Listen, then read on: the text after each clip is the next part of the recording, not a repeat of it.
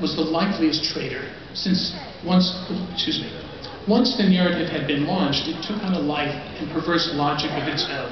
Prejudices were only confirmed. As one aristocratic embassy secretary noted in his journal, and I quote, "The officer charged with treason is a Jew, Captain Alfred Dreyfus. His indiscreet curiosity, his constant snooping, his air of mystery, and finally, his false and conceited character in which one recognizes all the pride and all the ignominy of his race have made him suspect for a long time," end quote.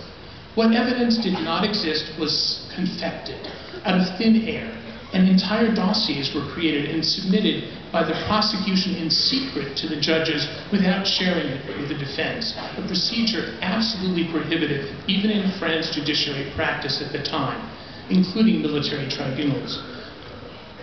The prospect of a second court-martial unleashed a new wave of forgeries. One forgery was so blatant that when it came to light, the high government official committed suicide. Scandals of that nature and the tireless championing of the cause of justice, first by Dreyfus's brother Matthew, and then a growing army of defenders, the Dreyfusards, most famously the novelist Émile Zola, eventually led to the nullification of the first court-martial and a second court-martial, which was suborned, then a pardon, and finally official exoneration. Zola's letter to the nation, J'accuse, stands as one of the great examples of political journalism of all time.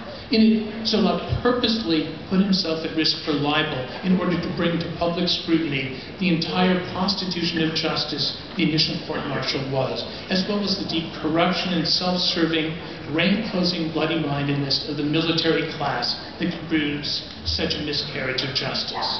I urge you then to take time at some point to read about this complex affair. If you do so, you will not merely learn of one of the great episodes of modern anti-Semitism.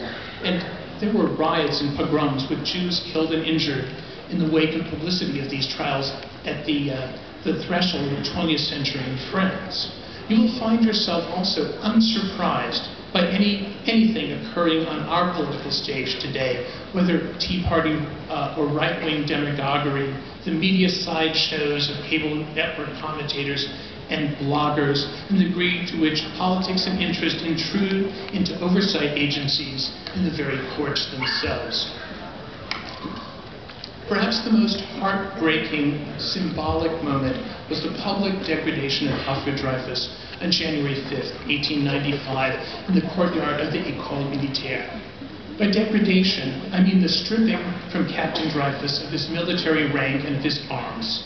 That's the literal act of unranking or degrading from which the word degradation comes. It was then always a wonder and a tribute to Dreyfus's true patriotism and his love for France, even after and over and beyond the act of treachery, betrayal, and injustice, that once he returned from Devil's Island, he eagerly took back his uniform and ultimately his stripes.